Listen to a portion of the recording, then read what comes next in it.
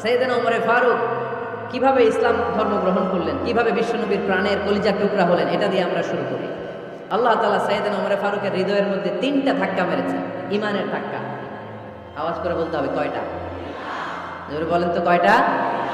3টা ইমানি ধাক্কা। এক হচ্ছে বিশ্বনবীর দোয়ার ধাক্কা, এক কি? দোয়ার ধাক্কা। 2 হচ্ছে সূরা হাক্কা দিয়ে দিয়েছেন আল্লাহ এক ধাক্কা, সুবহানাল্লাহ পড়বেন না? 3 হচ্ছে সূরাতু তাহা দিয়ে আল্লাহ দিয়েছেন আরেকটা ধাক্কা। এই 3টা ইমানি ধাক্কা যখন সাইয়েদনা ওমর ফারুকের হৃদয়ে লাগলো, উনি পড়তে আরম্ভ করেছেন আশহাদু আল্লা ইলাহা ইল্লাল্লাহ ওয়া আশহাদু আন্না মুহাম্মাদান আবদুহু ওয়া রাসূলুহু, চিল্লায়ে পড়েন আল্লাহু আকবার।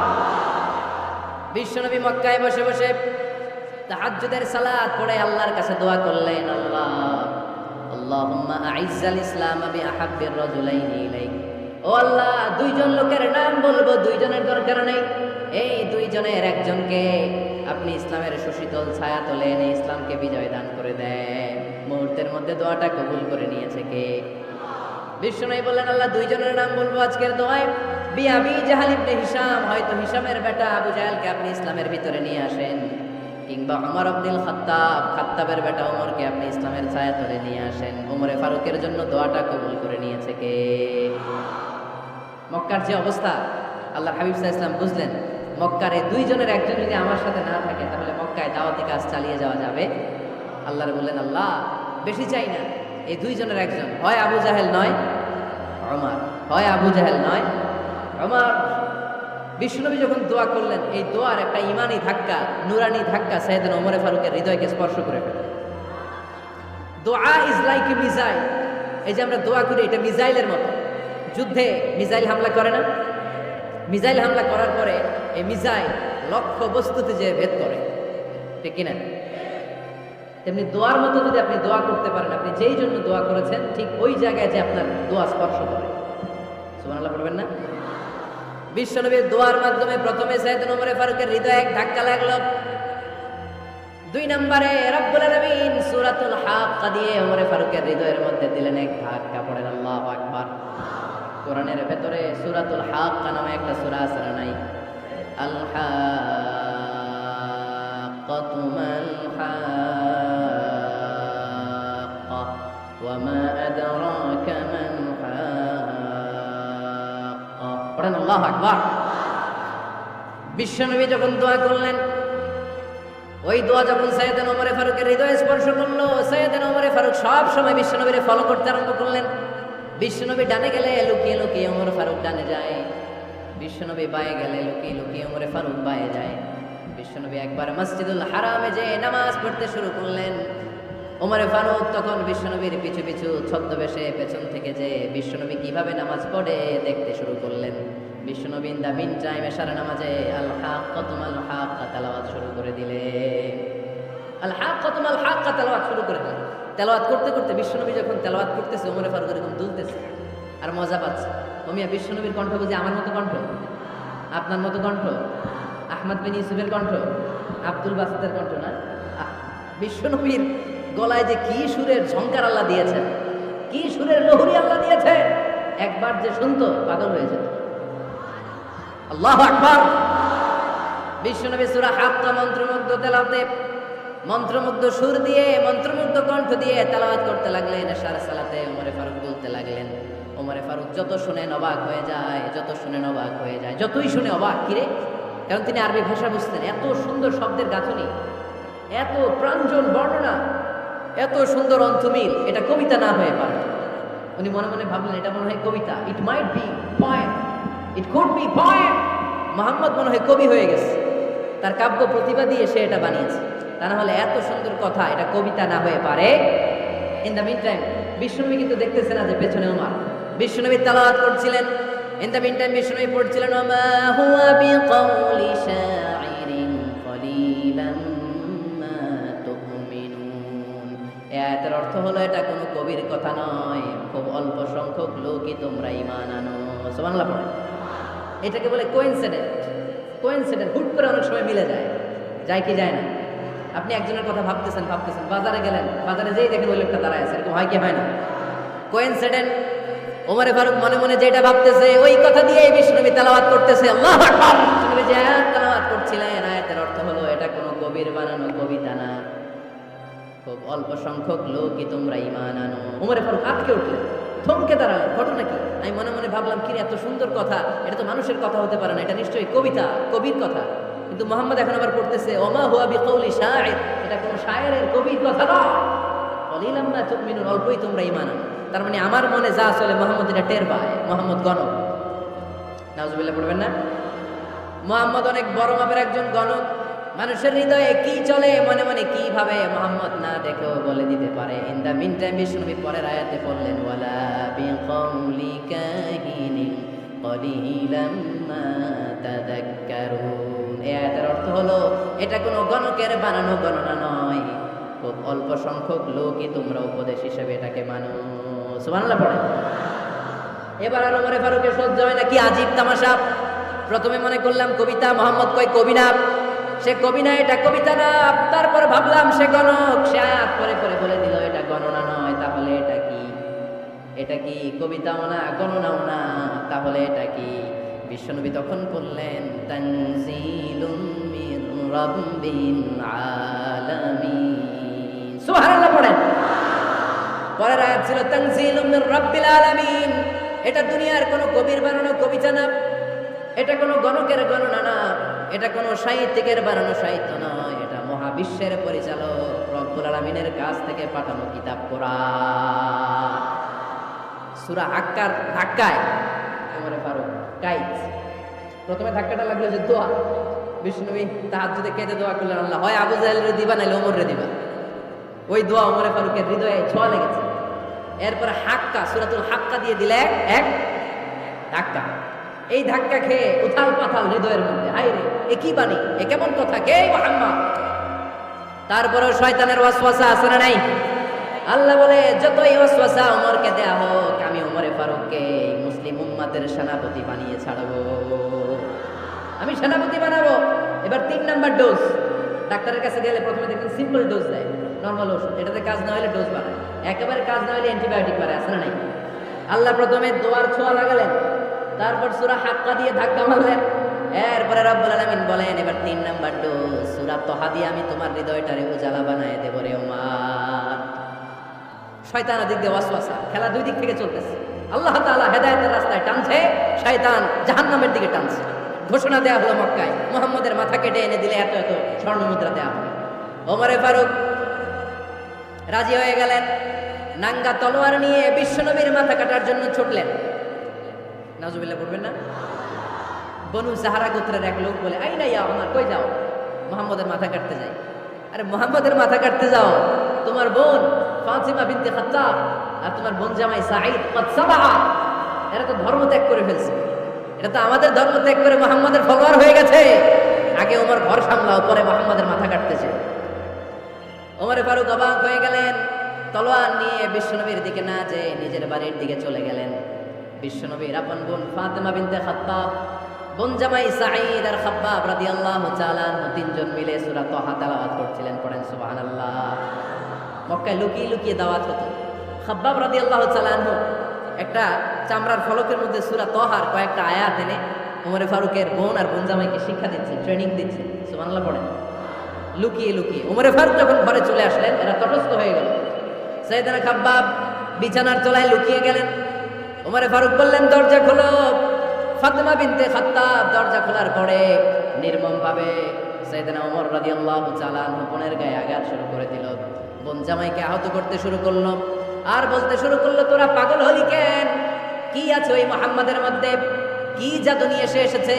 সে যাই বলে লোকজন পাগল হয়ে যায়, সবাই তার উপর কালিমা পড়ে ঈমান এনে ফেলে। কি এমন জিনিস তোদের কাছে আছে যেটা দেখে মুহাম্মদকে তোরা ভালোবাসলি? কি আছে? কি পড়তেছিলি আমারে দেখা। ফাতেমা বলে, ইন্নাকা রিজসুন লা ইয়ামাসসুহু ইল্লাল মুতাহহারুন। আমার ভাই ওমর, তুমি নাপাক। তুমি কি? লা ইয়ামাসসুহু ইল্লাল মুতাহহারুন, পবিত্রতা অর্জন না করে এই কোরআন পড়া যায় না। সুবহানাল্লাহ পড়েন। ওমরে ফারুক গোসল করে আসলো, কারণ ধাক্কা তো আগে কয়েকটা খাইছে। কথা বুঝেন নাই বোধহয়? প্রথমে দোয়ার ধাক্কা, পরে কোন সূরা দিয়ে ধাক্কা? হাক্কা দিয়ে ধাক্কা। 3 নম্বরে এখন আর একটা ধাক্কা খাবে।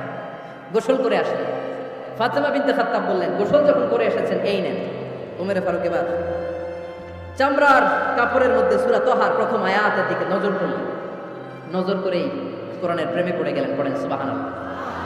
ওমর ফারুক পড়তে আরম্ভ করলেন, তাহা মা আনজালনা আলাইকাল কুরআনা লিতাশকা ইল্লা তাযকিরাতান লিমান ইয়াখশা তানজিলাম মিম্মান খালাকাল আরদা ওয়াস সামাওয়াতিল উলা। সুবহানাল্লাহ পড়েন। উনি পড়তে আরম্ভ করলেন, তাহা মা আনজালনা আলাইকাল কুরআনা লিতাশকা, এই কোরআনকে আমি তোমাদের হতভাগ্য জাতি হিসেবে দুনিয়ায় থাকার জন্য পাঠাই নাই। এটা রব্বুল আলামিনের পক্ষ থেকে এসেছে। যারা রবকে ভয় করে তাদের জন্য আছে উপদেশ। যিনি আকাশ বানিয়েছেন, জমিন বানিয়েছেন, ওই আল্লাহ তাআলা নিজেই এই কোরআন পাঠিয়েছেন। আওয়াজ করে পড়তে হবে আল্লাহু আকবার। উনি খুব ভালো আরবি জানতেন। সূরা তাহা পড়ার পরে আর ধৈর্য ধারণ করতে পারে না। ওমর ফারুক ছোট্ট বাচ্চার মতো কান্না শুরু করে দিলেন। আল্লাহু আকবার। সূরা তাহাটা হাতে নিয়ে, তলোয়ারটা হাতে নিয়ে বিশ্বনবীর দিকে ছুটতে আরম্ভ করলেন। আইনা মুহাম্মদ, কোথায় মুহাম্মদ? তোমরা আমাকে মুহাম্মদের কাছে নিয়ে চলো। বিশ্বনবী তখন সাফা পাহাড়ের পাদদেশে দারুল আরকাম ইবনে আলকামের ঘরে লুকিয়ে লুকিয়ে কোরআনের দাওয়াত দিতে। ওমর ফারুককে পাগলের মতো ছুটে আসতে দেখে বিশ্বনবীর চাচা হামজা ইবনে আব্দুল মুত্তালিব বলল, নবী আপনি পালান। ওই যে খাত্তাবের বেটা ওমর আপনাকে অপমান করার জন্য, আক্রমণ করার জন্য তেড়ে এসেছে। সাহাবীরা বললেন, নবী আপনি পালিয়ে যান, আমরা সামাল দেব। বিশ্বনবী বললেন, না আমি পালাবো না, বরং তোমরা সরে যাও। ওমর ইবনুল খাত্তাবকে আমার দরবার পর্যন্ত আসতে দাও। আমার তো মনে হচ্ছে ওই যে তাহাজ্জুদের নামাজ শেষে চোখের পানি ছেড়ে যে আমি আল্লাহর কাছে দোয়া করেছি, আজকে আমার ওই দোয়াটা কবুল হতে শুরু করেছে। আমার তো মনে হচ্ছে আমার দোয়া কবুল হবে, আসতে দাও।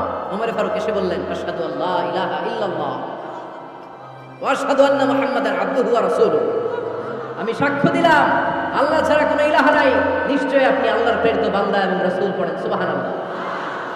ওমর ফারুক যখন কালিমা শাহাদা পড়ে মুসলমান হয়ে বিশ্বনবীর হাতে হাত রাখলেন, মুসলিম সাহাবীদের মধ্যে খুশি আর আনন্দের বন্যা বয়ে গেল। মুসলিম হাতে গোনা সাহাবারা আল্লাহর প্রশংসা করলেন। বিশ্বনবী সাইয়েদনা ওমর ফারুককে জড়িয়ে ধরলেন। ওমর ফারুক এবার বিশ্বনবীরে বললেন, নবী গো, আলাসনা আলাল হক, আমরা কি সত্যের উপরে আছি নাকি আমরা ভুলের উপরে আছি? বিশ্বনবী বললেন, বালা নাহনু আলাল হক, আমরা এই সত্যের উপরে আছি। সুবহানাল্লাহ পড়েন। আলাসনা আলাল হক, নবী আমরা কি সত্যের উপরে নাই? হ্যাঁ অবশ্যই ওমর, তুমি সত্যের উপরে আছো। ওমর ফারুক বললেন, তাহলে ফাফিমাল ইখতিফা, তাহলে লুকায় লুকায় আর দাওয়াত দেব কেন? আমি তো কালিমা পড়ে ফেলছি, আসেন আমার সাথে বের হই। ফাফিমাল ইখতিফা, আর লুকায় লুকায় কেন? আসেন আমরা বাইরে বেরোই। বিশ্বনবী বললেন, ওমর এটা মক্কি জীবন, এখানে আমরা একটু গোপনে গোপনে দাওয়াত দিতে চাই। ওমর ফারুক বলে, না, আমার দায়িত্ব, আমি একটা মিছিল দিতে চাই নবী। আল্লাহর নামের তাকবীর দিতে দিতে দারুল আরকাম থেকে শুরু করে মসজিদুল হারাম পর্যন্ত একটা মিছিল দিয়ে আমি মক্কা কাঁপাইয়া দেব। অনুমতি দেন। বিশ্বনবী দিতে চায়। ওমর ফারুক অনেক বোঝানোর পরে স্বল্প পরিসরের একটা অনুমোদন পাওয়া গেল বিশ্বনবী সাল্লাল্লাহু আলাইহি ওয়াসাল্লামের কাছ থেকে। কিন্তু মিছিল যে দিবে, মিছিলের জন্য লোকের দরকার আছে না নাই? এখানে লোক নেই, আমি একাই মিছিল দিতেছি। এটা জমবে, মিছিল জমবে। খুঁজে উনি 11 জন মুসলিম সাহাবা পেলেন। কয়জন? ওমর ফারুক বললেন, 11 জনই শহীদ। এই 11 জন নিয়েই আমি আল্লাহর নামের তাকবীর দেব। 2 লাইন করলেন। কয় লাইন? 2 লাইন। পেছনে 6 জন, আর এই লাইনের নেতা বানালেন বিশ্বনবীর চাচা হামজাকে রাদিয়াল্লাহু তাআলা আনহু। আর সামনে 5 জন, তার আগে দাঁড়ালেন উনি নিজেই। তাহলে 6 6 12। বললেন এই 2 লাইনই আমরা তাকবীর দিতে দিতে, বেশি না, এই দারুল আরকামের ঘর থেকে, আপনারা জানেন যে সাফা মারওয়া এখন যে সাই হয়, এই সাফার পাদদেশে ছিল দারুল আরকামের ঘর। উনি বললেন এখান থেকে ওই যে কাবার গিলাফ দেখা যায়, কাবার গিলাফ পর্যন্ত আমরা এই তাকবীর নিয়ে ওখানে যাব। সুবহানাল্লাহ পড়বেন না? ওখানে উনি দাঁড়িয়ে ছোট্ট একটা ভাষণ দিয়েছিলেন।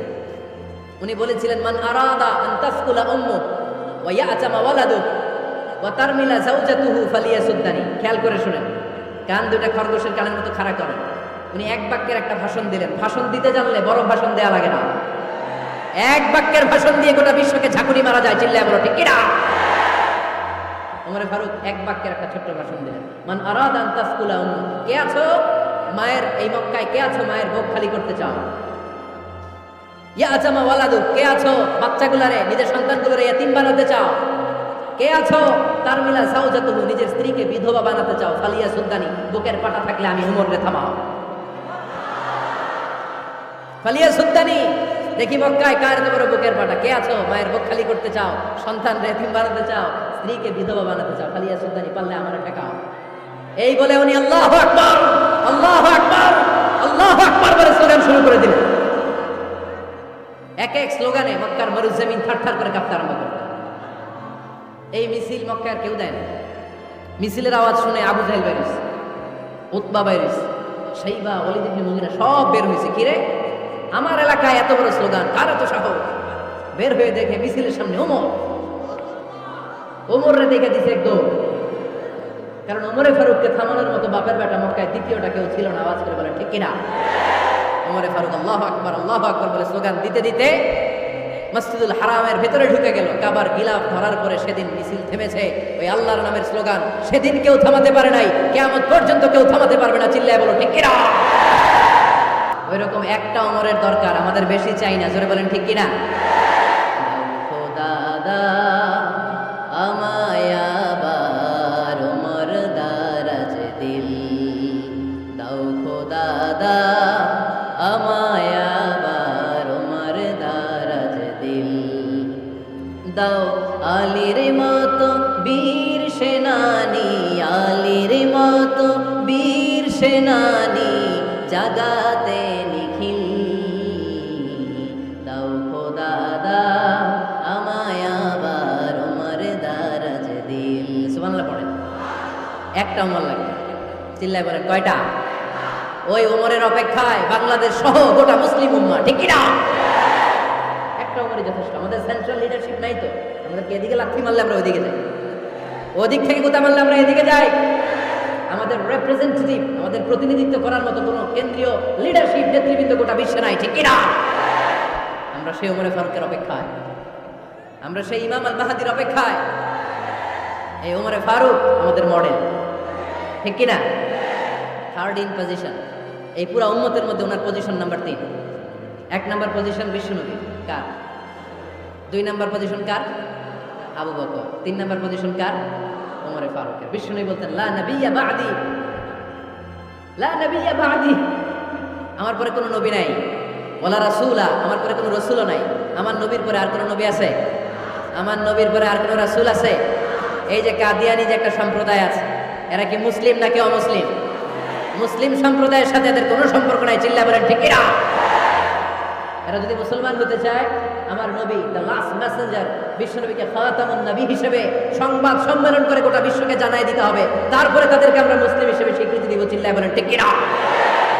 তা না হলে তারা কোন ধর্মের এটাকে জানাই দিতে হবে। No inferiority complex, no identity crisis. Identity ক্রাইসিসে থাকা যাবে না। আপনারা কোন ধর্মের এটা জানাই দেন। আপনারা বিশ্বনবীরও শেষ নবী মানবেন না, আবার মুসলিম বলেও নিজেদেরকে ট্যাগ লাগাতে চাইবেন। সাধারণ মুসলমানরা এটা এই ধোঁকাবাজি মানে না। চিল্লায় বলেন ঠিক কিনা? আমার নবীর পরে কোনো নবী নাই, আমার রাসূলের পরে কোনো রাসূল নাই, ঠিক কিনা? আল্লাহর হাবিব বলতেন লাউ কানা বা'দি নাবিয়্যুন লাকানা উমর, তবে আমার পরে যদি নবী হওয়ার যোগ্যতা কারো থাকে, আমার ওমরের ওই যোগ্যতা আছে। সুবহানাল্লাহ পড়েন। প্রভু তুমি বলেছো রাসূল দেবে না, বলনি দেবে না ওমর, বলনি দেবে না হামজা তারি, খালিদ বিজয় সমর। প্রভু তুমি বলেছো রাসূল দেবে না, বলনি দেবে না ওমর, বলনি দেবে না হামজা তারি, খালিদ বিজয় সমর। প্রভু তুমি বলেছো রাসূল দেবে না। সুবহানাল্লাহ পড়েন। এজন্য আমরা একটা ওমর চাই। কয়টা? বেশি লাগবে? নেতার মতো নেতা কয়টা লাগে? জোরে বলেন কয়টা? Enough, that's enough. ওমরে ফারুক আওয়ার সুপার হিরো। ওনার সাথে বিশ্বনবী সাল্লাল্লাহু আলাইহি ওয়াসাল্লামের মুসাহারার সম্পর্ক ছিল। ওমরে ফারুক যে বিশ্বনবীর শ্বশুর, এটা অনেকে জানেই না। ওমরে ফারুক রাদিয়াল্লাহু তাআলা আনহু বিশ্বনবীর শ্বশুর ছিলেন। এটা আজকে নতুন শুনছেন, কে কে হাত তোলেন? দেখছেন হুজুর? সঠিক বলছি না আমি? অনেকে আমরা জানি না। মাশাআল্লাহ, জানতে লজ্জা নাই, শিখতে লজ্জা নাই। লজ্জা হচ্ছে অজ্ঞতায় আর মূর্খতায়, ঠিক কিনা? আমরা শিখতে রাজি আছি। যে কথা বলে আমরা তার ছাত্র। আমার আগে হুজুর কথা বলতেছিলেন, আমরা ছিলাম ছাত্র। এখন আমি কথা বলতেছি, এখন আমরা সবাই হয়ে গেছি ছাত্র, ঠিক কিনা? যিনি বলেন তিনি শিক্ষক, বাকিরা আমরা ছাত্র, ঠিক কিনা? 4 খলিফার 2 খলিফা, ইসলামের 4 খলিফার 2 খলিফা বিশ্বনবীর মেয়ের জামাই, আর বাকি 2 খলিফা বিশ্বনবীর শ্বশুর। সুবহানাল্লাহ পড়েন। সাইয়েদনা আলী রাদিয়াল্লাহু তাআলা আনহু, সাইয়েদনা উসমান যুন নূরাইন বিশ্বনবীর মেয়ের জামাই। উসমান রাদিয়াল্লাহু তাআলা আনহুর কাছে বিশ্বনবী 2 মেয়েকে বিয়ে দিয়েছিলেন, একজন মারা যাওয়ার পরে আরেকজন। বিশ্বনবী বলেছেন এরপরে আরেকটা থাকে ওইটারও বিয়ে দিবেন। সুবহানাল্লাহ পড়বেন না? 2 জন ছিল মেয়ের জামাই আর 2 জন ছিল শ্বশুর। সাইয়েদনা আবু বকর শ্বশুর, বিশ্বনবীর স্ত্রী আম্মাজান আয়েশা রাদিয়াল্লাহু তাআলা আনহার বাবা। বিশ্বনবীর স্ত্রী আম্মাজান হাফসা রাদিয়াল্লাহু তাআলা আনহার বাবা ছিল সাইয়েদনা ওমর ফারুক। চিল্লায়ে পড়েন আল্লাহু আকবার। জান্নাতুল পজিশন না, সাইয়্যিদু কুহুলিল জান্নাহ। জান্নাতে যত নারীরা যাবে, নারীদের সর্দারিনী হবে সাইয়্যিদাতুনা ফাতেমা রাদিয়াল্লাহু তাআলা আনহা। এই ফরিদপুরের যত ইয়াং স্টাররা তোমরা যারা জান্নাতে যাবে, তোমাদের লিডার হবে সাইয়েদনা হাসান আর হুসাইন রাদিয়াল্লাহু তাআলা আনহুমা। আর বয়স্ক মুরব্বীরা যারা জান্নাতে ঢুকবেন, আপনাদের লিডার হবে সাইয়েদনা আবু বকর আর সাইয়েদনা ওমর ফারুক রাদিয়াল্লাহু তাআলা। সুবহানাল্লাহ পড়তে পারলেন না? ওমর ফারুক এটা সাধারণ কোনো ক্যারেক্টারিস্টিক্স নয়, ওনাকে আল্লাহ তাআলা নলেজও দিয়েছেন, আবার দিনদারিও দিয়েছেন। আমার দিনী ভাইয়েরা খেয়াল রাখবেন, কোনো আলেমের মধ্যে বা কোনো নেতার মধ্যে যদি এই দুইটার সমন্বয় আপনি পান, যে তার জ্ঞানও আছে আবার দিনদারিও আছে, হি belongs the knowledge and he belongs the তাকওয়া, সে গোটা বিশ্বকে জয় করে ফেলবে, ঠিক কিনা? যার মধ্যে জ্ঞান আছে, যার মধ্যে তাকওয়া আছে, তারা কেউ থামায় রাখতে পারে? ওমর ফারুককে এই 2 নেয়ামত দিয়ে ধন্য করেছে কে? সহিহ বুখারীর বর্ণনা, বিশ্বনবী সাহাবীদের সামনে একটা স্বপ্নের কথা বলছেন। বিশ্বনবী বললেন, আমি স্বপ্নে দেখলাম আমার আঙ্গুলের ফাঁকা থেকে দুধ বের হচ্ছে, আমি তৃপ্তি সহকারে দুধ খেলাম। খাওয়ার পরে দেখলাম আঙ্গুলের মধ্যে একটু দুধ লেগে আছে। আমার আঙ্গুলে অতিরিক্ত লেগে থাকা দুধটা আমি ওমর ফারুকের মুখের মধ্যে লাগিয়ে দিলাম। সাহাবারা বললেন, ইয়া রাসূলুল্লাহ, ইয়া হাবিবাল্লাহ, মাযা আওয়ালতা বিহি, এই স্বপ্নের আপনি কি ব্যাখ্যা করলেন, আমরা তো বুঝলাম না। বিশ্বনবী বললেন, আওয়ালতু বিহি আল ইলম, আমি এই দুধ দিয়ে জ্ঞানের ব্যাখ্যা করেছি, কারণ ওমরকে আল্লাহ যেই জ্ঞান দিয়েছে গোটা বিশ্বের কাউকে এত জ্ঞান দেয় না। এজন্য স্বপ্নে যদি কেউ দেখেন যে আপনি দুধ খাচ্ছেন, তার মানে আল্লাহ তাআলা আপনার জ্ঞান বাড়ায় দেবেন। ওমর ফারুককে দুধ খেয়ে অতিরিক্ত দুধের অংশটা বিশ্বনবী আবু বকর রাদিয়াল্লাহু তাআলা আনহুর মুখে দেন নাই, সাইয়েদনা উসমানের মুখে দেন নাই, আলী রাদিয়াল্লাহু তাআলা আনহুর মুখে দেন নাই। স্বপ্নে ওই অতিরিক্ত লেগে থাকা দুধটা বিশ্বনবী ওমর ফারুকের ঠোঁটের মধ্যে লাগিয়ে দিয়েছে। এই হাদিস থেকে প্রমাণ হয় আল্লাহ তাআলা জ্ঞানের নিয়ামতে সাইয়েদনা ওমর ফারুককে ধন্য করেছে। আবার বুখারীর বর্ণনা, বিশ্বনবী সাল্লাল্লাহু আলাইহি ওয়াসাল্লাম আরেকটা স্বপ্নের বর্ণনা দিচ্ছেন। তিনি বললেন, তোমাদের সবাইকে স্বপ্নে আমার সামনে দাঁড় করানো হলো। আমি দেখলাম তোমাদের কারো জুব্বা নাভি পর্যন্ত, কারো জুব্বা হাঁটু পর্যন্ত, কারো জুব্বা টাকনু পর্যন্ত। ওমর ফারুককে যখন স্বপ্নে আমার সামনে দাঁড় করিয়ে দেয়া হলো, আমি দেখলাম ওমরের জুব্বা এত লম্বা, ওমর টেনে হিচড়ে তার জুব্বা নিয়ে সামনে হেঁটে যাচ্ছে। সাহাবারা বললেন, ফামাযা আওয়ালতা বিহি ইয়া রাসূলুল্লাহ, ও আল্লাহর রাসূল, এই স্বপ্ন দিয়ে আপনি কি বোঝাতে চাইলেন, আমরা কিছু বুঝলাম না। বিশ্বনবী বললেন, আওয়ালতু বিহি আদ-দীন, আমি এই হাদিসের দ্বারা দ্বীনের ব্যাখ্যা করলাম, যার জামা যত লম্বা তার দ্বীনদারি তত বেশি। সুবহানাল্লাহ, আসতে পড়েন। স্বপ্নে দেখলেন কোন সাহাবীর জুব্বা নাভি, কোন সাহাবীর হাঁটু, কারোটা টাকনু, কিন্তু ওমর ফারুকের জুব্বা এত লম্বা, ইয়াজুরু সাওবাহু, তিনি তার জুব্বা টেনে হিচড়ে যাচ্ছেন। বিশ্বনবী বললেন, এটা দ্বারা আমি দ্বীন, আমি তাকওয়া, দ্বীনদারি, তাকওয়া, এটার ব্যাখ্যা করেছি। তার মানে ওমর ফারুকের তাকওয়ার সামনে সব তাকওয়া পানি হয়ে যাবে। সুবহানাল্লাহ। আল্লাহ তাআলা সাইয়েদনা ওমর ফারুককে দ্বীনের জ্ঞান দিয়েছেন, তাকওয়া দিয়েছেন। যুবক ভাইরা, যাকে আল্লাহ তাআলা দ্বীনের জ্ঞান দেয়, যাকে আল্লাহ তাআলা তাকওয়ার এই গুণ দিয়ে সমৃদ্ধ করে, তার জন্য গোটা বিশ্বের সব দরজাগুলোকে ওপেন করে দেয় কে? কত বড় মুত্তাকি ছিলেন সাইয়েদনা ওমর ফারুক। মদিনার সমাজে কয়জন মুনাফিক ছিল বিশ্বনবী ছাড়া কেউ বলতে পারতেন না। বিশ্বনবী কোন সাহাবীকে মুনাফিকদের লিস্ট দিয়ে যান নাই, একজন সাহাবী ছাড়া। দেখি কেউ বলতে পারেন কি ওই সাহাবীর নাম? কি নাম? হুযায়ফা ইবনুল ইয়ামান রাদিয়াল্লাহু তাআলা আনহু। ওনাকে বলা হতো সাহিবু সিররি রাসূলিল্লাহ, আল্লাহ রাসূল সাল্লাল্লাহু আলাইহি ওয়াসাল্লামের গোপন তথ্যের ধারক বাহক। সুবহানাল্লাহ পড়বেন না? বিশ্বনবী ইন্তেকালের আগে মদিনার সমাজে মোট কয়জন মুনাফিক আছে, এই তথ্য আবু বকরকে বলেন নাই, ওমর রাদিয়াল্লাহু তাআলা আনহুকে বলেন নাই, উসমান রাদিয়াল্লাহু তাআলা আনহু, আলী রাদিয়াল্লাহু তাআলা আনহু, আশারাতুল মুবাশশিরিনা বিল জান্নাহ কোন সাহাবীকে বলেন নাই, শুধুমাত্র কেবলমাত্র একমাত্র হুযায়ফা ইবনুল ইয়ামান রাদিয়াল্লাহু তাআলা আনহুর কাছে মুনাফিকদের লিস্টে বিশ্বনবী দিয়ে গিয়েছে। সুবহানাল্লাহ। মদিনায় কারা কারা মুনাফিক কেউ জানতো না হুযায়ফা ছাড়া। কে ছাড়া? নামটা আজকে মুখস্থ করেন, যাতে অন্য কোনো ওয়াজে কেউ জিজ্ঞেস করলে বলতে পারে। মুনাফিকদের লিস্ট যে সাহাবীর কাছে বিশ্বনবী দিয়ে গিয়েছিলেন, সাহাবীর নাম কি?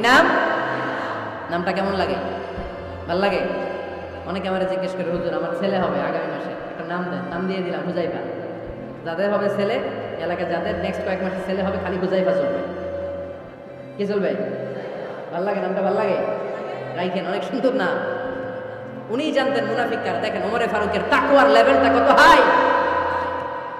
ওমরে ফারুক একদিন হুযায়ফা রাদিয়াল্লাহু তাআলা আনহুর কাছে গেলেন, যে বললেন, হুযায়ফা, বিশ্বনবী ইন্তেকালের আগে মুনাফিকদের নামের লিস্টটা কারো কাছে দেয় নাই, আমার জানা নাই, সাইয়েদনা আবু বকরের জানা নাই, কোন সাহাবীর জানা নাই, তুমি ছাড়া। আমি তোমার কাছে জানতে চাই, আমি ওমরের নামটা ওই মুনাফিকদের খাতায় আছে কিনা আমার একটু বলো। আমার ওমরের নামটা ওই মুনাফিকদের লিস্টিতে একটু আছে কিনা নামটা একটু বলো। যদি থাকে আমি ভালো হয়ে যাব, আমি নেফাকে দূর করে পাক্কা মুমিন হতে চাই। আমার নাম যদি মুনাফিকের লিস্টে থাকে আমি তো শেষ। হুযায়ফা চোখের পানি ছেড়ে দিয়ে বলে, আমিরুল মুমিনিন, কেমন প্রশ্ন করলেন আপনি? আপনি বিশ্বনবীর শ্বশুর, এই উম্মতে আপনার পজিশন 3 নাম্বার। আপনারে মুনাফিকরা ভয় পায়, শয়তান আপনারে ভয় পায়। আপনি জান্নাতে সব বয়স্ক লোকদেরকে নিয়ে জান্নাতের মধ্যে আগে আগে ঢুকবেন, কেমন করে মুনাফিকদের কাতারে আপনার নাম থাকতে পারে? ওমর সুবহানাল্লাহ। কি বিনয়ী, কি তাকওয়া। হুযায়ফাকে যে ধরতেন, হুযায়ফা একটু বলো না আমার নামটা মুনাফিকদের লিস্টে আছে কিনা। ওমরে ফারুকের যদি এই টেনশন থাকে যে আমি মুনাফিক হয়ে গেলাম কিনা, আমাদের এই টেনশন থাকার দরকার আছে না? হ্যাঁ, যেন সব সময় আল্লাহর কাছে দোয়া করতে হবে, আল্লাহ তুমি নেফাকি থেকে আমাদেরকে বাঁচাও। আরো জোরে পড়েন আমিন। ওমরে ফারুক রাদিয়াল্লাহু তাআলা আনহু আমাদের সুপার হিরো, আমাদের সবাই বলেন আমাদের। উনি কত বড় সুপার হিরো শুনেন। উনি জুমার খুতবা দিচ্ছেন। কি দিচ্ছেন? মসজিদে নববীতে। খুতবার মাঝখানে হঠাৎ বললেন, ইয়া সারিয়াতাল জাবাল, ইয়া সারিয়াত ইবনে জানিমিল জাবাল। এই কথা বলেই আবার খুতবা দিতে শুরু করলেন। ওনার এই ইয়া সারিয়াত ইবনে জানিমিল জাবালের সাথে আগের কথারও কোনো মিল নাই, পরের কথারও কোনো মিল নাই। জুমার নামাজের পর মুসল্লি সাহাবারা বললেন, ইয়া আমিরাল মুমিনিন। খুতবার মাঝখানে হঠাৎ করে ইয়া সারিয়াত ইবনে জানিমিল জাবাল বলে আপনি চিৎকার করলেন কেন? আপনার এই বাক্যের সাথে আপনার খুতবার আগের বাক্যের কোনো মিল নাই, আপনার খুতবার পরের বাক্যের কোনো মিল নাই। এই কথা আপনি কারে বললেন? কারে উদ্দেশ্য করে বললেন? এই কথার তাৎপর্য কি আমাদেরকে বুঝিয়ে বলেন। ওমরে ফারুক বললেন, আমি যখন খুতবা দিচ্ছি আমি দেখতে পেলাম ওই যে কয়েক মাস আগে আমি আমার মুসলিম সেনাবাহিনী পারস্যে আক্রমণের জন্য পাঠিয়েছি, বর্তমান ইরানের ওই বিশাল এলাকাতে পারস্যে আমি আমার ব্যাটালিয়ন পাঠিয়েছি। আমি হঠাৎ করে দেখতে পেলাম আমার মুসলিম বাহিনীর সেনাপতি যুদ্ধের এক পর্যায়ে তার ডানে আছে উপত্যকা, বায়ে আছে পাহাড়, সে পাহাড়ি রাস্তা ছেড়ে দিয়ে উপত্যকার দিকে যেতে শুরু করেছে। আমি দেখতে পেলাম আমার মুসলিম বাহিনী যদি উপত্যকার দিকে ছুটে বেড়ায়, কাফের মুশরিকরা আমার মুসলিম বাহিনীকে কচুকাটা করে ফেলবে। তাই আমি এখান থেকে তাদেরকে কমান্ড দিয়ে বলেছি, ইয়া সারিয়াতাল জাবাল, উপত্যকার দিকে নয় পাহাড়ের দিকে যাও, তাহলেই তোমাদের বিজয় নিশ্চিত হয়ে যাবে। উপত্যকার দিকে যেও না, ইলাল জাবাল, ইলা সারিয়াতিল জাবাল, পাহাড়ের দিকে ছোট। সাহাবারা অবাক, ঘটনা কি? উনি বসে আছেন মদিনায় মসজিদে নববীর মিম্বারে দাঁড়িয়ে, উনি যদি ইয়া সারিয়াতাল জাবাল বলে এটা কি ইরানে যাবে নাকি? ও মিয়া, তখনকার সময়ে বর্তমানের মতো মোবাইল ছিল নাকি? ইন্টারনেট ছিল নাকি? কিছু ছিল? খালি মুখে আমি যদি বলি ইয়া সারিয়াতাল জাবাল, এটা ইরানে যাবে, ইন্ডিয়ায় যাবে, ঢাকায় তো যাবে, ফরিদপুর শহরেই তো বসবে না, ঠিক কিনা? কিন্তু এটা আমিরুল মুমিনিন বিশ্বাসী সাহাবারা বিশ্বাস করে নিল। কিছু মুনাফিক ছিল, এরা কয় না ঝামেলাস, এটা তো সম্ভব না। এক কাজ করি, এই সেনাপতি যখন বিজয়ী বেশে মদিনায় ফিরে আসবে আর আমরা ধরব। এরা দিন গুনতে লাগলো। এই সেনাপতি মুসলিম বাহিনী নিয়ে পারস্য জয় করে কবে ফিরে আসবে। এই মুনাফিকের দলগুলো কখনো সেনাবাহিনীকে অভ্যর্থনা জানাতে যেত না, কিন্তু এইবার সবার আগে মদিনার উপকণ্ঠে যে সেনাপতিদেরকে অভ্যর্থনা জানানোর জন্য ফুল নিয়ে রেডি, ফুল নিয়ে দাঁড়ায়। সেনাপতি ঢুকার সাথে সাথে ধরছে, এই সেনাপতি কোত্থেকে আসছে? পারস্য জয় করে আসছে। এমন এমন দিন, জুমার দিন দুপুরবেলা যুদ্ধের মাঝখানে আমিরুল মুমিনিনের কণ্ঠের কথাবার্তা শুনছো নাকি? সেনাপতি অবাক, কয় তোমরা জানলা কেমনে? শুনছি তো। সুবহানাল্লাহ পড়বেন না? আমরা যুদ্ধে একটা ভয়ঙ্কর অবস্থার মধ্যে ছিলাম, পেছন থেকে শত্রু আমাদেরকে আক্রমণ করতে শুরু করে দিল। ডানে যাব না বায়ে যাব, সামনে যাব নাকি পেছনে যাব, রাস্তা খুঁজে পাচ্ছি না। ডান দিকে ছিল আমাদের উপত্যকার রাস্তা, বাঁ দিকে ছিল পাহাড়ি পথ। আমরা সোজা পথ হবে মনে করে উপত্যকার দিকে ছুটতে আরম্ভ করলাম। হঠাৎ করে আমিরুল মুমিনিনের কণ্ঠ বজ্র কণ্ঠে আমার কানের মধ্যে ভেসে আসলো। আমার মনে হলো আমিরুল মুমিনিন কেমন যেন আমাকে কমান্ড দিচ্ছেন আর বলছেন, ইয়া সারিয়াতাল জাবাল, ডান দিকে উপত্যকার পথে নয়, তাড়াতাড়ি পাহাড়ের দিকে সৈন্যবাহিনী নিয়ে উঠে যা। পাহাড়ের দিকে ডানেরা, this is wrong track and this is the right track. ওই দিন যদি ওমরে ফারুকের ওই গাইডলাইন, আমিরুল মুমিনিনের কমান্ড যদি আমি না শুনতাম, আজকে বিজয়ের বেশে ফিরতেও পারতাম না, আমাদের চেহারাও তোমরা দেখতে পেতে না। ওমরে ফারুকের ওই কমান্ড, ওই গাইডলাইন অদৃশ্য থেকে শোনার কারণে এই পারস্যের মধ্যে আমাদেরকে সেই যুদ্ধে বিজয় দান করেছে কে? দিস ইজ ওমরে ফারুক, দিস ইজ ওমরে ফারুক। বিশ্বনবী বলছেন, ওমর মা লাকিয়াকা শাইতানু সালিকান ফাজ্জান ইল্লা সালাকা ফাজ্জান গায়রা ফাজ্জিক। ওমর, শয়তান ইবলিস যদি তোমার কোনো রাস্তা দিয়ে হাঁটতে দেখে, শয়তান ওই রাস্তা রেখে দিয়ে অন্য রাস্তা দিয়ে হাঁটে। সুবহানাল্লাহ বাড়িতে যায় বললেন। কে বলতেছে? বিশ্বনবী। কার ব্যাপারে? ওমরে ফারুকের ব্যাপারে। শয়তান যদি দেখে যে ওমরে ফারুক এই রাস্তা দিয়ে হাঁটতেছে, শয়তান ওই রাস্তা রেখে দিয়ে অন্য রাস্তা দিয়ে হাঁটে। সুবহানাল্লাহ পড়েন। রাত্রিবেলা আমরা আমাদের বাচ্চা ছেলে মেয়েদেরকে যখন খাওয়াই, বাচ্চারা খেতে চায় না, এরকম হয় আপনাদের ফরিদপুর এলাকায়? হ্যাঁ, এই এলাকায় হয় নাকি? খেতে চায় না বাচ্চা, এই চকলেট দেখায়া, এই মিনা কার্টুন দেখায়া, এইটা সেটা এগুলো সেগুলো বলে, গল্প টল্প বলে ভুলায় খাওয়ানো লাগে, তাই না? তারপরেও খায় না। আমারও ছোট মেয়ে আছে, খেতে চায় না, এইটা সেইটা এমনি সেমনি খাওয়ানো লাগে। তো শেষে না পেরে মা বাবা বলতে বাধ্য হয়, ওই যে ভূত আসতেছে, ভূত, তাড়াতাড়ি তাড়াতাড়ি খাও, নাহলে যে ভূত ধরবে তোমার। ওই যে বাঘ আসতেছে, বাঘ, তাড়াতাড়ি খাইলে নাহলে বাঘে কামড়ে। বলি না আমরা? আপনারা কি বলেন? ভূত। আর কি বলেন? হ্যাঁ হ্যাঁ, আচ্ছা, এক এক জায়গায় এক একটা আমরা বলি, ভূত আসবে, বাঘ খাবে, ভাল্লুক খাবে, তাড়াতাড়ি খাও। মদিনাতে যখন ওমরে ফারুক আমিরুল মুমিনিন, মদিনার মায়েরাও বাচ্চাদেরকে খাওয়াতে পারতো না, ছোট্ট মেয়েদেরকে খাওয়াতে পারতো না, খাওয়া নিয়ে যন্ত্রণা করতো। বাচ্চারা যখন মদিনায় খেতে চাইতো না রাত্রিবেলায়, মদিনার মায়েরা বলতো, তাড়াতাড়ি খাও, হা হুয়া ইয়াতি উমর, হা হুয়া ইয়াতি উমর, তাড়াতাড়ি খা, নাহলে ওই যে ওমর আসতেছে, Omar. This is our super hero সাইয়েদনা ওমর ফারুক রাদিয়াল্লাহু তাআলা।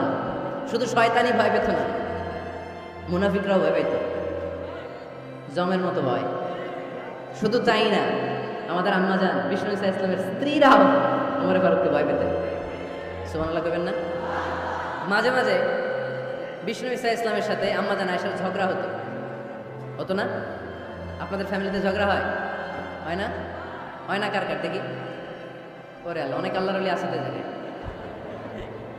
ঝগড়া হয় না? এ কি কথা কয়, ঝগড়া হয় না? বিশ্বনবীর ফ্যামিলিতে ঝগড়া হয়, আপনার ফ্যামিলিতে হয় না? মিষ্টি ঝগড়া। আর ও বিয়েই করে নাই,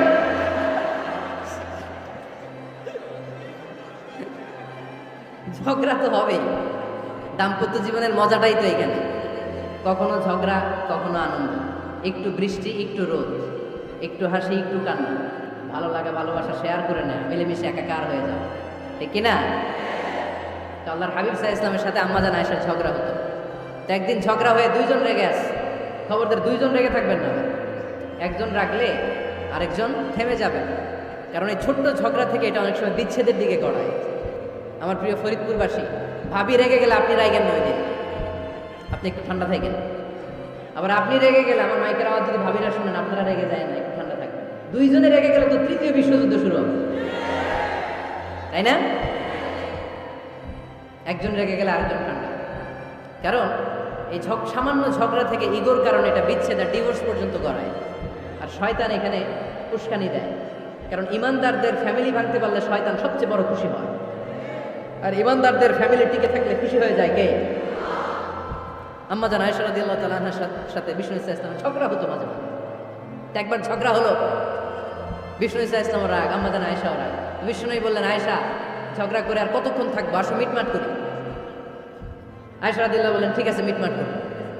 তো বিষ্ণু ইসা ইসলাম বললেন, মিটমাটের জন্য কারে ডাকবো? ওমরে ডাকি। কয় না, ওমরে না, ওমর গালিজ, ওমর অনেক রাগে, আমার ডর লাগে। কয় তাহলে তোমার আব্বারে ডাকি। কয় ডাক।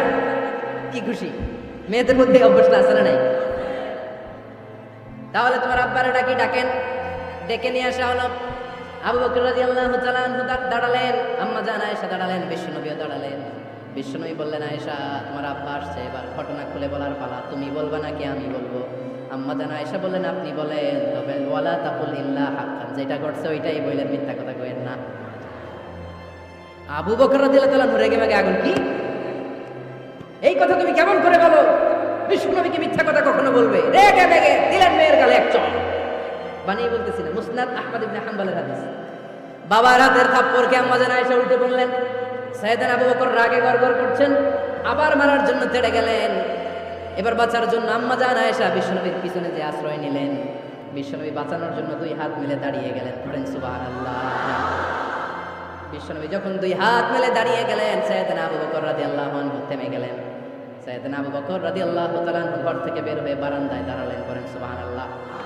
এবার বিশ্বনবী আম্মা জান আয়েশার কাছে যেয়ে বলেন, ইয়া আয়েশা কাইফা রাআইতিনি আনকাসতুকি মিনার রাজুল, দেখছো কেমনে বাঁচাইলাম?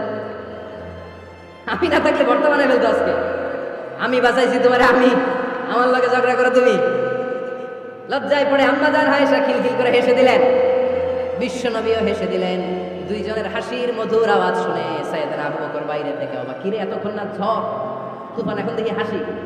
সালাম দিয়ে অনুমতি নিয়ে ভিতরে ঢুকলেন। ঢুকে দেখেন আম্মা জান আয়েশাও হাসে, বিশ্বনবীও হাসে। এই হাসি দেখে আবু বকর রাদিয়াল্লাহু আনহু হেসে দিলেন। আরশের উপর থেকে খুশি হয়ে গেলেন কে? এবার সাইয়েদনা আবু বকর রাদিয়াল্লাহু তাআলা আনহু বললেন, ইয়া রাসূলুল্লাহ আশরিকানি ফি সিলমিকুমা কামা আশরাকতুমানি ফি হারবিকুমা। ও নবী, যুদ্ধ লাগলে, দুইজন যুদ্ধ লাগলে মীমাংসার জন্য যেমনি আমারে ডাকেন, এরকম হাসি আর আনন্দের মুহূর্তেও আমারে একটু ডাকেন। আশরিকানি ফি সিলমিকুমা কামা আশরাকতুমানি ফি হারবিকুমা। নবী, আপনাদের মধ্যে ঝগড়া লাগলে সন্ধি করার জন্য আমারে যেমনি ডাকেন, আপনাদের হাসি খুশি আনন্দ খুনসুটি এই মজাদার মুহূর্তগুলোতে আমারে বঞ্চিত রাখেন না, আমার একটু ডাকেন। সুবহানাল্লাহ পড়েন। এই মুসনাদ আহমদ ইবনে হাম্বলের হাদিস শোনার উদ্দেশ্য হচ্ছে, বিশ্বনবী প্রথমে ওমরে ফারুকের নাম বলেছিলেন। সাইয়েদনা আয়েশা বলে, না আমি ডরাই। হাইবা, দিস ইজ কল্ড হাইবাতু উমর। একবার বিশ্বনবীর সব বিবিরা ধরলেন, ও নবী আমাদেরকে এটা দেন, ওইটা দেন, ঘরে এটা নাই, ওইটা নাই, ওইটা নাই। বিশ্বনবীকে, আমার কাছে কিচ্ছু নাই, যদি এমনি আমার বউ হয়ে থাকতে চাও থাকো, তাহলে যা, তা না হলে যা লাগবে কিনে দেবো, সাথে সাথে তালাকও দিয়ে দিব। কিছু দিতে পারবো না, আমার নাই তো, সামর্থ্য নাই। কিন্তু বিবিরাও ছাড়ে না, এটা দেন ওইটা দেন। বিশ্বনবী রহমতের নবী, বিবিদেরকে বুঝাতেও পারেন। বিবিরা আবদার করতেছে, নবী এটা লাগবে, ওইটা লাগবে। ইন দ্য মিন টাইম বিশ্বনবী একজনের সালাম শুনতে পেলেন। কে যেন দরজায় দাঁড়িয়ে বলতেছে, আসসালামু আলাইকুম। বিশ্বনবী দরজার দিকে তাকালেন, তাকিয়ে বললেন, ওয়ালাইকুম আসসালাম। আর বুঝতে পারলেন এটা আমার ওমরের সালাম। সালাম দেওয়ার পরে বিবিদের দিকে তাকায় দেখে একজন বিবিও নাই, সব অন্দরমহলের ভিতরে দৌড়। সুবহানাল্লাহ পড়তে পারলেন না? This is our super hero Omar. এরকম ওমর একটা লাগবে, চিল্লায় বলেন কয়টা? একটা ওমর গোটা বিশ্বকে সোজা করে দিবে। একটা ওমর সবল আর দুর্বলের সব পার্থক্য দূর করে দিবে। মাজলুমের উপর জালিমের অত্যাচারের অবসান ঘটায় দিবে। গোটা বিশ্বটাকে সাম্য, মৈত্রী, ভালোবাসা আর ইনসাফ দিয়ে পরিপূর্ণ করে দিবে। সেই ওমরের অপেক্ষায় আমরা। নিজের ছেলেকে 80টা বেত মেরেছে। কয়টা? 80টা বেত মেরেছে। এই ব্যাপারে অনেকগুলো বর্ণনা পাওয়া যায়। সবচেয়ে সহি বর্ণনা হচ্ছে মুয়াত্তা ইমাম মালিকের বর্ণনা। ওমর ফারুক রাদিয়াল্লাহু তাআলা আনহু ছেলে আব্দুর রহমান মারুফুন বিআবি শাহমা ছিলেন মিশরে। ওখানে নাবিজ খেয়েছিলেন। নাবিজ হচ্ছে আরব দেশের লোকেরা দুধের মধ্যে শক্ত খুরমা রাত্রেবেলা ঢেলে দিত। ঢেলে দিলে সারা রাত ওই খুরমার রসটা দুধের সাথে মিশে দুধটা লাল হয়ে যেত। এটারে সকালবেলা খেত, খুব সুস্বাদু। এটাকে বলে নাবিজ। কিন্তু এটা রাতে ভিজাইলে সকালেই খাইতে হয়, রেখে দিলে আবার একটু সমস্যা হয়। এটা অনেকটা তারির মতো হয়ে যায়, মাতলামি চলে আসে। তো ওমরে ফারুকের ছেলে নাবিজ খেয়েছেন, মদ খাননি, নাবিজ। কিন্তু নাবিজ খাওয়াতে সাকরান চলে এসেছে। সাকরান চলে আসাতে এটা যখন প্রমাণিত হয়েছে, আমর ইবনে আস রাদিয়াল্লাহু তাআলা আনহু নাকি 80 বেত মেরেছে মিশরে। কয় বেত? নিয়ম হচ্ছে সবার সামনে, কিন্তু সবার সামনে না মেরে একটু গোপনে মেরেছে। এই তথ্য যখন ওমরে ফারুকের কাছে এসেছে, উনি বললেন না, মারতে হবে সবার সামনে, আলাদা মাল্লা কেন? ও মদিনায় ফিরে আসলে আমি আবার 80টা মারব। মদিনায় ফিরে আসার পরে সাইয়েদনা ওমরে ফারুক ওই আগের 80টারে আর ধরেন নাই, নিজ হাতে আবার 80টা বেত মেরেছে। এই বেত মারার 1 মাস পরে এই আবু শামা ইন্তেকাল করেছে। অনেক ঐতিহাসিক বলে এই বেতের আঘাতে মরেছে, কেউ কেউ বলেছে নিজের রোগের কারণে মরেছে। কিন্তু দিস ইজ দ্য ইনসাফ সিস্টেম অফ উমার। নিজের ছেলে বলে ছেড়ে দেয় নাই। এখন নিজের ছেলে হইলে 7 গুণ মাফ, নেতার ছেলে হইলে 10 গুণ মাফ, এলাকার মোড়লের ছেলে হইলে 10 গুণ মাফ। ও পার্সিয়ালিটির ইসলাম, ইসলামে পার্সিয়ালিটি নাই। আপনি নেতার ছেলে হন, আপনি বিজনেস ম্যাগনেটের ছেলে হন, আপনি যেই হন না কেন, ইসলামের দৃষ্টিতে সবাই সমান। চিল্লায় বলেন ঠিক কিনা? বনু মখজুমিয়া গোত্রের এক নারী চুরিতে ধরা পড়ল। সাহাবারা বললেন, নবী, মদিনার সবচেয়ে ভ্যারি প্রেস্টিজিয়াস এন্ড ডিগনিফাইড ফ্যামিলির মেয়ে, আপনি হাত কাটেন না, কারণ ইসলামের নিয়ম চুরি করলে কি কেটে দাও? বিষ্ণু বললেন, বলো কি? হাত না কাটার জন্য তোমরা আমাকে রেকমেন্ড করছো? এটা আল্লাহর আইন, পৃথিবীর কেউ রেকমেন্ড করলো শোনার ক্ষমতা আমার নাই, কারণ আইনটা দিয়েছে কে? লাউ কানাত ফাতিমাতু বিনতি মুহাম্মাদিন সারাকাত লাকাতা মুহাম্মাদুন ইয়াদাহা। আরে বনু মাকসুমিয়া মেয়ে তো দূরের কথা, আমার কলিজার টুকরা ফাতেমাও যদি আজ চুরিতে ধরা পড়তো, তার হাত কেটে দিতে আমি 1 মিনিটও দেরি করতাম না। দিস ইজ ইসলাম। এই হচ্ছে ওমরে ফারুকের মানাকিব। এরকম ওমরে ফারুক কয়টা লাগবে? আওয়াজ করে বলতে হবে, কয়টা লাগবে? 1টা লাগবে। এই সাইয়েদনা ওমরে ফারুক মদিনার প্রথম চিফ জাস্টিস ছিলেন। সর্বপ্রথম ওনার পরামর্শে সাইয়েদনা আবু বকর রাদিয়াল্লাহু তাআলা আনহু কোরআনকে সংকলন করেছেন। আমরা এই যে কোরআন পড়ি 30 পারা, এমদাদিয়া লাইব্রেরির 114টা সূরা, কত সুন্দর সন্নিবেশ করা হয়েছে, এখানে সাজানো হয়েছে। আল্লাহর হাবিব সাল্লাল্লাহু আলাইহি ওয়াসাল্লামের সময় কি এরকম কোরআন ছিল নাকি? ছিল? খেজুর পাতার মধ্যে, গাছের বাকলের মধ্যে, ওটের বড় হাড্ডির মধ্যে আর পাথরের মধ্যে খোদাই করা কোরআন ছিল। সাইয়েদনা আবু বকরের সময় রাদিয়াল্লাহু তাআলা আনহুর সময় যুদ্ধ হলো, 70 জন হাফেজ সাহাবী ইন্তেকাল করলেন। সাইয়েদনা আবু বকর রাদিয়াল্লাহু তাআলা আনহুকে ডেকে ওমরে ফারুক বললেন, ও আবু বকর, এইভাবে হাফেজে কোরআন সাহাবীরা যদি দুনিয়া থেকে বিদায় হয়ে যায়, আল্লাহর কোরআনও তো বিদায় হয়ে যাবে। আমার পরামর্শ হলো আপনি সব বয়োজ্যেষ্ঠ সাহাবীদেরকে একসাথে করে কোরআনের সব কাগজগুলোকে একসাথে করে একটা নির্ধারিত কপির মধ্যে কোরআনকে সংকলন করে ফেলে। সাইয়েদনা আবু বকর বললেন, যেটা আমার নবী করে না, এটা আমি কেমনে করি? কিন্তু ওমরে ফারুক নাচুরবান্দা বলে না, এটা করলে কোনো খারাপ হবে না, ভালোই হবে। মুসলিম উম্মার জন্য এক জায়গায় কোরআন সন্নিবেশিত থাকবে, আপনি করেন। সাইয়েদনা আবু বকর রাজি হয় না, ওমরে ফারুকও ছাড়ে না। ওমরে ফারুক বলতে এমন ভাবে সাইয়েদনা আবু বকর রাদিয়াল্লাহু তাআলা আনহুকে ধরলেন, সব শেষে সাইয়েদনা আবু বকর ওমরে ফারুকের কথায় কোরআন সংকলনে রাজি হয়ে গেলেন। করেন সুবহানাল্লাহ। উনি বললেন, ওমর যখন আমাকে বারবার বুঝাতে লাগলো, আল্লাহ তাআলা আমার হৃদয়টা ওমরের কথা শোনার জন্য খুলে দিলেন। আল্লাহ তাআলা কেমন যেন আমাকে ইলহাম করলেন, আবু বকর করো, এই কাজের মধ্য দিয়ে আমি আমার কোরআনকে গোটা বিশ্বে জীবিত রেখে দেব। This is Umar. এই যে আমরা হিজরি সনের যে আমরা গণনা করি, এই হিজরি সনের প্রবর্তক হচ্ছে সাইয়েদনা ওমরে ফারুক। সুবহানাল্লাহ নাই? আপনাদের মনোযোগ আছে না গেছে? কই ঘুমায় গেলেন মনে হয়? তাকবীর দেন তো একজন আওয়াজ করে।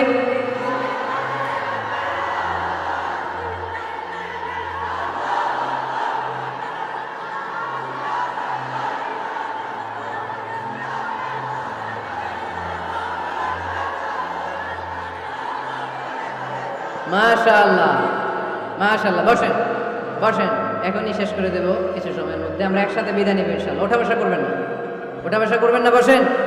সাইয়েদনা ওমরে ফারুক এই হিজরি সনের গণনা শুরু করেছে। সাহাবারা বলল, আমিরুল মুমিনিন, খ্রিস্টানদের ঈসাই সন আছে, আমাদের মুসলমানদের কোনো সন নাই। আমাদের একটা সন থাকলে আমাদের জিজিয়া নিতে, আমাদের যাকাতের টাকা উত্তোলন করতে অনেক সুবিধা হবে। ওমর ফারুক বললেন, তাহলে কোন সালকে হিজরি, কোন সালকে মুসলিম সাল হিসেবে আমরা ঘোষণা দিতে পারি? একজন বলল, আমার নবী যেই সালে জন্মগ্রহণ করেছেন ওই সালে। ওমর ফারুক বললেন, না, আমার নবীর জন্ম আমাদের জন্য খুশির দিন, কিন্তু এটা আমাদের জন্য প্রেরণা নয়। প্রেরণা নবীর কাজে, ঠিক কিনা? আরো কিছু সাহাবারা বলল, তাহলে যেই সালে আমার নবী ইন্তেকাল করেছে ওইটারে প্রথম সাল ধরেন। ওমর ফারুক বললেন, না, যেদিন তিনি ইন্তেকাল করেছেন এটা আমাদের দুঃখের দিন, এটা আমাদের প্রেরণা নয়। আমাদের প্রেরণা হচ্ছে বিশ্বনবীর ত্যাগ, তিতিক্ষা আর কাজের মধ্য দিয়ে। জোরে কোন ঠিক কিনা?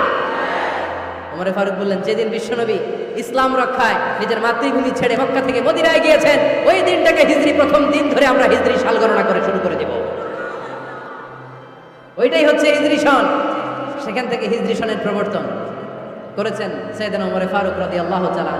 এই যে স্টেট গভর্নমেন্ট, এই যে প্রিজন, জেলখানা, ক্যান্টনমেন্ট, সচিবালয়, গণভবন, বঙ্গভবন, মুক্তিযোদ্ধাদের ভাতা, রাষ্ট্রীয় ভাতা, এই সব নিয়মকানুন সাইয়েদনা ওমর ফারুক তার রাষ্ট্রীয় আমলে তিনি নিজে করেছেন। চিল্লায় পড়েন আল্লাহু আকবার। মুসলমানদের আলাদা কারেন্সি, নিজস্ব মুদ্রা ব্যবস্থা নিজে চালু করেছেন। সৈনিকদের মধ্যে যারা বিবাহিত প্রতি 6 মাস অন্তর অন্তর 1 মাসের ছুটি কাটাতে তারা ফিরে আসবে, সাইয়েদনা ওমর ফারুক চালু করেছেন। চিল্লায় আওয়াজ করে পড়েন আল্লাহু আকবার। এই যে আমরা 20 রাকাত সালাতুত তারাবি পড়ি রমাদানে, করেন না আপনারা? এটা সাইয়েদনা ওমর ফারুক চালু করেছেন। সুবহানাল্লাহ পড়তে পারলেন না? কোরআনে মোট 22টা আয়াত আছে যেখানে সাহাবারা ইনডিসিশনে ভুগছিলেন। বিশ্বনবীর মত একটা, ওমর ফারুকের মত আর একটা। এই 22 জায়গায় আল্লাহ তাআলা বিশ্বনবীর মতের পক্ষে আয়াত নাজিল না করে ওমর ফারুকের মতের পক্ষে কোরআনের আয়াত নাজিল করেছেন। আওয়াজ করে পড়েন আল্লাহু আকবার। এই সাইয়েদনা ওমর ফারুক, আমরা সাহাবীদের জীবন চরিত পড়তে চাই না, কত যে অনুপ্রেরণামূলক দৃষ্টান্ত সাইয়েদনা ওমর ফারুক আমাদের জন্য রেখে গিয়েছে।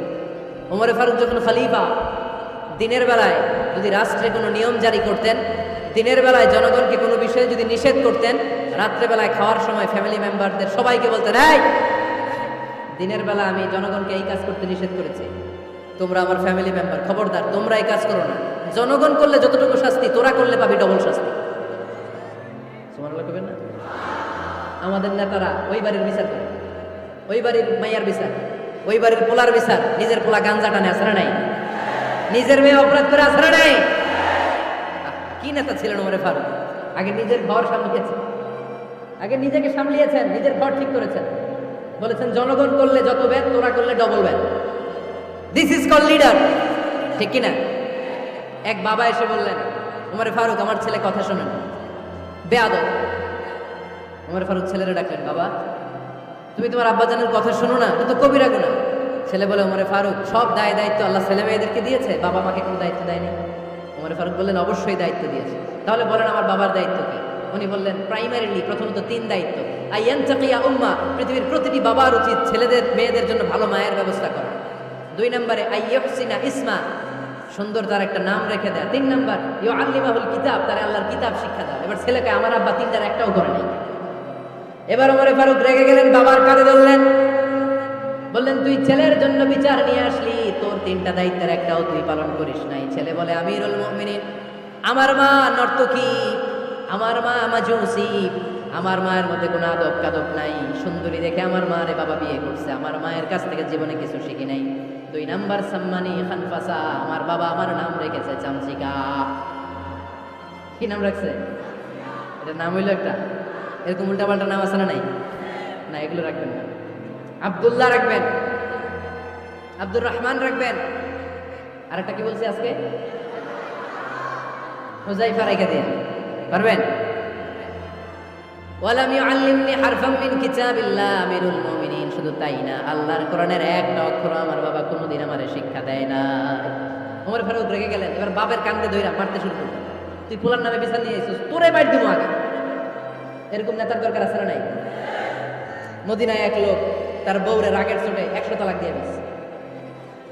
কয় তালাক দেওয়ার নিয়ম কয়টা? দিছে কয়টা? এবার স্ত্রী কাঁদতে কাঁদতে এসে বলে, আমিরুল মুমিনিন দেখেন আমার স্বামী আমারে রেগে মেগে 100 তালাক দিচ্ছে। ওমর ফারুক বললেন, দইরা নিয়ে এটা নিয়ে আসা হলো। ওমর ফারুক বললেন, কয়টা তালাক দিয়েছ? 100টা। কেন দিছ? কয় মাথা গরম আছে।